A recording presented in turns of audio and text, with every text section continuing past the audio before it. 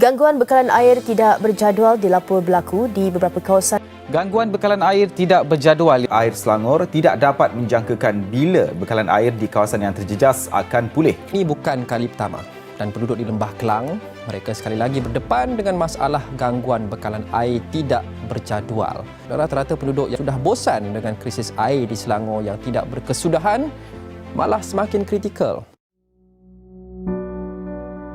Assalamualaikum dan salam sejahtera kami ucapkan kepada Profesor Datuk Dr. Harlina Halizah Haji Siraj serta rakan-rakan seperjuangan yang kami hormati. Kami dari kumpulan 6 yang terdiri daripada Elisha, Yong, Ikin, Syuhada, Anis, Ikwan, Atirah, Tarsi, Izzati, Husna dan Grace. Tajuk pembentangan kami pada hari ini ialah pencemaran alam sekitar yang lebih tertumpu kepada pencemaran air sungai di Selangor. Perkara-perkara yang akan dibincangkan dalam topik ini ialah definisi pencemaran alam sekitar, isu semasa, objektif kajian, punca, kesan, cara mengatasi dan faedah sekiranya pencemaran air dapat diselesaikan, serta dapatan dan kesimpulan tentang topik ini. Pencemaran alam ialah pendedahan alam sekitar kepada bahan berbahaya. Bahan berbahaya ini dipanggil bahan tercemar. Salah satu pencemaran alam yang memberi impak yang besar kepada seluruh penduduk dunia adalah pencemaran air. Pencemaran air merupakan perubahan yang berlaku kepada air dari segi kandungan atau warna serta sifat-sifat kimia yang disebabkan oleh pelbagai bahan pencemar dalam pelbagai bentuk seperti pepejal, cecair dan gas. Gangguan bekalan air di negeri Selangor telah berlaku lebih kurang 13 kali dari bulan Januari hingga November dengan sebanyak 4 kali dalam tempoh 3 bulan yang lalu, iaitu dari September hingga November. Kajian yang kami jalankan ini mempunyai 4 objektif. Pertama, kami ingin mengkaji punca berlakunya gangguan air di Selangor. Kedua, kajian ini juga mengkaji kesan gangguan bekalan air akibat pencemaran air sungai di Selangor. Objektif ketiga pula adalah untuk mencadangkan langkah untuk mengatasi masalah gangguan bekalan air akibat pencemaran air sungai di Selangor. Akhir sekali, kajian ini mengkaji faedah yang diperolehi jika masalah pencemaran air di Selangor dapat ditangani. Terdapat 4 punca utama berlakunya pencemaran air ini. Punca yang pertama ialah pencemaran air mentah. Siasatan awal mendapati bahan pelarut merupakan bahan punca pencemar bau di Sungai Selangor. Beberapa kilang haram yang beroperasi di sekitar Selangor berkemungkinan menjadi punca pencemaran berkenaan. Akibatnya, 4 loji rawatan air Sungai Selangor fasa 1, 2, 3 dan rantau panjang telah diberhentikan tugas. Yang kedua pula ialah kelemahan urus tadbir dan penguatkuasaan undang-undang. Pencemaran bersumber dikawal selia oleh Jabatan Alam Sekitar melalui Akta Kualiti Alam Sekeliling 1974, manakala pencemaran tidak bersumber dikawal selia oleh pihak berkuasa tempatan PBT di bawah bahagian 8 pencemaran anak sungai Akta Kerajaan Tempatan 1976 yang digubal semula sebagai Undang-Undang Kecil PBT. Tinjauan menunjukkan bahawa kebanyakan PBT tidak menguatkuasakan undang-undang tersebut kerana mendakwa bahawa pengawalan pencemaran sungai adalah tugas Jabatan Pengairan dan Saliran sedangkan sebenarnya ia adalah tugas PBT. Ini sangat membimbangkan kerana bukan sahaja orang ramai bahkan antara agensi sendiri juga berlakunya kesalahfahaman mengenai bidang kuasa siapakah yang sepatutnya mengawal pencemaran air ini. Seterusnya, Kerajaan Selangor juga tidak menolak kemungkinan insiden pencemaran bau di Sungai Selangor berpunca daripada unsur sabotaj. Pengerusi Jawatankuasa Tetap Pelancongan Alam Sekitar dan Teknologi Hijau serta Hal Ehwal Orang Asli Negeri, He Loy Sian berkata, hasil pemeriksaan awal pihaknya mendapati pencemaran itu berpunca dari loji kumbahan Indah Water Consortium IWK. Pihaknya mengesan bahan seakan minyak di lurang IWK. Akan tetapi, laporan yang menyatakan IWK sebagai salah sebuah syarikat yang mencemarkan sumber air di Selangor adalah tidak tepat. Punca pencemaran air mentah di Selangor yang terakhir adalah berpunca daripada masalah paip bocor dan usang. Paip air di Selangor sebelum ini diuruskan oleh syarikat-syarikat berbeza mengikut kawasan. Pada tahun 2019, Air Selangor menjadi pengurus tunggal selepas mengambil alih konsesi air. Di samping itu, paip air di Selangor sudah berusia melebihi 30 tahun. Air Selangor sedang melaksanakan program pengantian paip untuk menukar paip usang yang kerap bocor dan pecah. Keadaan paip inilah yang menyebabkan gangguan bekalan air di Selangor sering berlaku. Akan tetapi, kerja-kerja penyelenggaraan oleh Air Selangor ini memakan masa disebabkan rangkaian paip yang sangat panjang melebihi 20,000 km. Oleh itu, masalah bekalan air ini tidak dapat diselesaikan dalam masa terdekat. Masalah pencemaran air sungai dan gangguan bekalan air di negeri Selangor ini telah memberi kesan negatif kepada masyarakat, negara dan alam sekitar. Permasalahan ini telah menyusahkan masyarakat Selangor yang amat memerlukan air untuk melakukan aktiviti harian mereka seperti membersihkan diri, memasak dan membasuh pinggan mangkuk. Apabila ketiadaan air, masyarakat terpaksa bersusah payah untuk mencari bekalan air bersih seperti ke rumah saudara lain. Masalah ini juga akan menjejaskan kesihatan masyarakat di negeri Selangor dan meningkatkan risiko penyakit seperti coronavirus COVID-19. Batuk, demam, muntah serta penyakit jangkitan kuman yang menyebabkan kekatalan di seluruh badan kerana bekalan air yang digunakan telah tercemar dan tidak mencukupi. Hal ini menyebabkan masyarakat tidak dapat menjaga kebersihan diri dengan sempurna. Selain itu, ekonomi negara juga akan merosot. Berbagai sektor telah terjejas, terutamanya sektor pelancongan. Pelancong akan meninggalkan pandangan negatif terhadap Malaysia sekiranya masalah pencemaran air ini berterusan. Pencemaran air juga menyebabkan sektor nelayan terjejas. Nelayan akan kekurangan hasil tangkapan untuk dijual disebabkan oleh kemusnahan hidupan akuatik.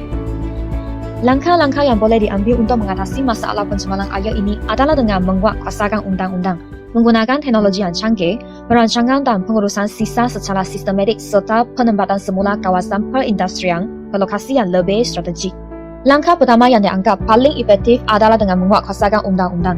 Kelonggaran dari segi undang-undang akan mendorong masyarakat, terutamanya pihak perusahaan untuk melibatkan diri dalam kegiatan pencemaran sungai. Di dalam konteks pencemaran sungai, Undang-Undang Perlindungan Alam Sekitar yang paling penting ialah Akta Kualiti Alam Sekeliling 1974. Berdasarkan Seksyen 25 Akta tersebut, tidak ada seorang pun dibenarkan mengeluarkan, melepaskan atau mementap bahan buangan ke dalam perairan daratan kecuali dilesenkan. Sehubungan itu, Akta tersebut harus dipinta bagi mengenakan hukuman yang lebih berat kepada pencemar setimbang dengan salah laku yang dilakukan, termasuklah hukuman penjara, sempadan dan bayaran denda yang tinggi.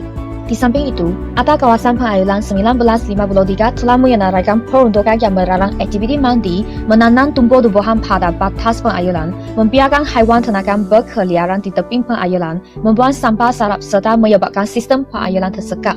Akta ini perlu ditekankan kerana sisa domestik juga merupakan salah satu punca pencemaran air.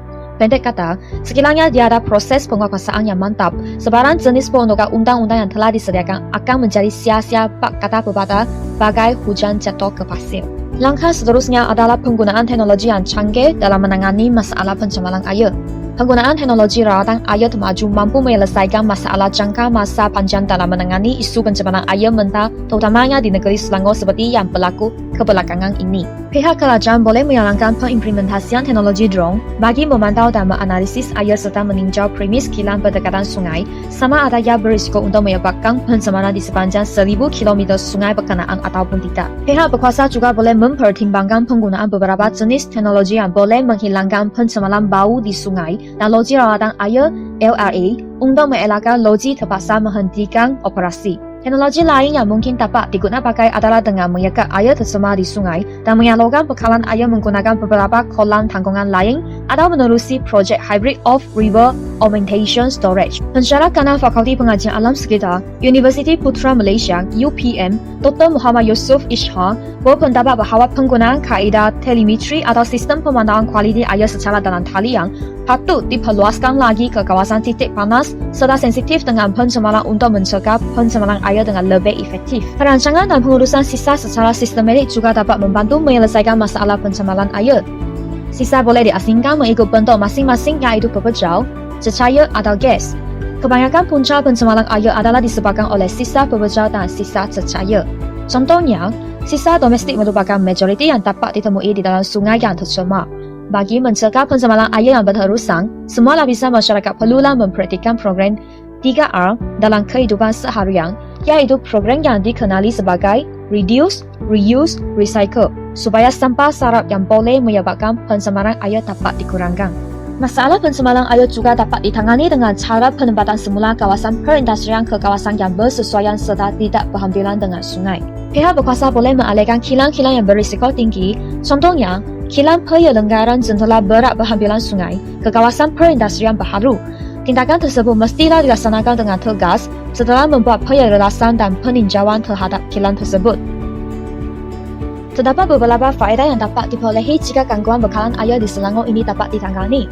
Antaranya adalah dapat memudahkan kehidupan masyarakat Selangor, mengelakkan masyarakat daripada mendapat penyakit dan ekonomi negara akan menjadi lebih kukuh. Air merupakan sumber yang paling utama dalam melakukan aktiviti seharian. Sekiranya permasalahan ini dapat diselesaikan dengan segera, ia akan memudahkan kehidupan masyarakat di Selangor. Contohnya, masyarakat Selangor dapat menggunakan air untuk aktiviti harian mereka seperti memasak, mandi, membasuh pakaian, minum dan lain-lain. Sumber air bersih juga penting untuk mengelakkan masyarakat daripada mendapat penyakit seperti penyakit coronavirus, COVID-19, batuk, demam, muntah serta penyakit jangkitan kuman yang menyebabkan kegatalan. Hal ini demikian kerana air yang mencukupi dalam badan manusia membolehkan homeostasis badan berada dalam keadaan yang normal dan seterusnya mengelakkan diri daripada dijangkiti pelbagai penyakit. Dengan adanya sumber air yang bersih dan mencukupi, masyarakat Selangor dapat menjaga kebersihan diri dengan sempurna. Mereka boleh mencuci tangan dengan kerap menggunakan sabun selama 20 saat selaras dengan saranan daripada Pertubuhan Kesihatan Dunia. Ini dapat mengikirkan kuman dan mencegah pelbagai penyakit, terutamanya jangkitan COVID-19. Sektor ekonomi di negeri Selangor seperti pertanian, perindustrian, perikanan dan penjanaan sumber tenaga elektrik akan lebih terjamin. Hala petani dapat menggunakan air yang bersih untuk menyiram tanaman-tanaman mereka. Ini dapat menghasilkan tanaman seperti sayur-sayuran yang subur dan berkualiti kerana adanya air yang mencukupi. Peniaga-peniaga terutamanya peniaga kedai makan dapat membuka kedai seperti biasa dan memasak masakan yang bersih dan tidak tercemar dengan adanya sumber air yang bersih. Semua ini dapat meningkatkan ekonomi negara kerana aktiviti mereka tidak terganggu disebabkan ketiadaan gangguan air. Hal ini juga dapat menjamin sumber pendapatan bagi negara, majikan dan pekerja. Demi melihat pandangan dan perspektif masyarakat mengenai isu gangguan bekalan air, kami telah melaksanakan soal selidik atas talian mulai 24 Disember hingga 30 Disember 2020. Secara keseluruhan, kami menerima sebanyak 100 maklum balas dari penduduk Selangor dan Kuala Lumpur. Berdasarkan raja tersebut, kami mendapati kebanyakan responden tinggal di bandar besar iaitu 28 orang responden menetap di Kuala Lumpur, 40 orang di daerah Petaling, di mana sebahagian besar responden menetap di Shah Alam iaitu sebanyak 24 orang serta 2 orang di Sungai Buloh. Bagi Kuala Selangor dan Hulu Langat, terdapat 7 orang responden, manakala daerah Gombak memiliki 6 orang responden. Terdapat juga 4 orang responden dari Klang dan 3 orang dari Hulu Selangor. Daerah Kuala Langat dan Sepang iaitu Putrajaya masing-masing memiliki 2 orang responden dan akhir sekali, daerah Sabak Benam mempunyai 1 responden. Merujuk kepada bahagian penyampaian mesej, kami mendapati sebanyak 81% responden dimaklumkan dengan lebih awal mengenai gangguan bekalan air daripada berbagai jenis berantara seperti 62% melalui media sosial atau internet, 44% melalui ahli keluarga dan 38% melalui WhatsApp. Maklumat daripada kawan-kawan dan jiran mendapati beratus yang sama iaitu 19%, manakala penyampaian mesej melalui televisyen hanya memiliki 11%. Seterusnya, berdasarkan soalan di bahagian isu yang dihadapi semasa gangguan bekalan air, kami mendapati majoriti responden berpendapat bahawa menghadapi kesusahan untuk melakukan kendiri harian dengan peratusan yang paling tinggi iaitu 87%, diikuti oleh kekangan untuk mendapat sumber air untuk minum dengan peratusan sebanyak 43%, manakala 6% responden berpendapat bahawa perniagaan terjejas dan 2% responden berpendapat bahawa kekangan apabila ingin membuang air semasa gangguan bekalan air. Dengan itu, raja berikut menunjukkan sumber air semasa air terputus. 73% responden membuat tadahan air awal, 54% responden mempunyai tangki takungan air di rumah dan 18% responden mendapat sumber air dari rumah kawan atau keluarga di luar daerah. Terdapat juga 6% responden tiada sumber air dan 2% responden yang perlu membeli air mineral di kedai. Merujuk kepada bahagian emosi, kami mendapat sebanyak 59% responden mempunyai perasaan sangat sedih, diikuti dengan 25% responden berasa sedih, 13% responden berasa sederhana dan 3% responden yang tidak sedih terhadap isu gangguan bekalan air. Akhir sekali, raja berikut menunjukkan pendapat responden mengenai faedah jika isu gangguan bekalan air dapat diatasi dengan baik. Majoriti responden berpendapat bahawa ia akan tidak menyusahkan banyak pihak dengan peratusan sebanyak 86%, di mana sebanyak 67% responden bersetuju sumber air akan lebih bersih dan 52% responden berpendapat bahawa perniagaan tidak akan terjejas. Imej negara tidak akan terjejas dan kemakmuran ekonomi negara masing-masing memiliki peratus 37% dan 36% sahaja. Selain daripada soal selidik, kami juga mengadakan temu bual dengan Dr. Muhammad Syam bin Omar. Beliau merupakan pensyarah program kesihatan persekitaran dan keselamatan industri di Universiti Kebangsaan Malaysia. Dengan ini, marilah menyaksikan tayangan sesi temu bual bersama beliau. Soalan pertama, Apakah punca-punca berlakunya pencemaran air di Malaysia? Basically based on apa reading daripada journals dengan laporan yang saya baca, actually ada 3 kategori yang paling kerap mencemar air di Malaysia lah. One is actually what we call as biochemical oxygen demand, BOD. The second one is actually ammonium nitrogen. Yang ini juga sekarang saya dah nampak kita makin kerap ada isu-isu dengan ammonium nitrogen. So the third one is actually suspended solid, pekerja terampai. So basically this three, but of course kita ada a lot of other cases of pollution juga lah, pollution bahan kimia. Sebenarnya tak banyak walaupun kita bising kan dengan sungai kim apa semua, but the incident bukanlah kerap, dia tak sekerap these three sebenarnya. And in a lot of cases these three, especially BOD tadi tu, it goes unreported because dia macam dah selalu sangat berlaku. Apakah kesan apabila berlakunya pencemaran air di Malaysia?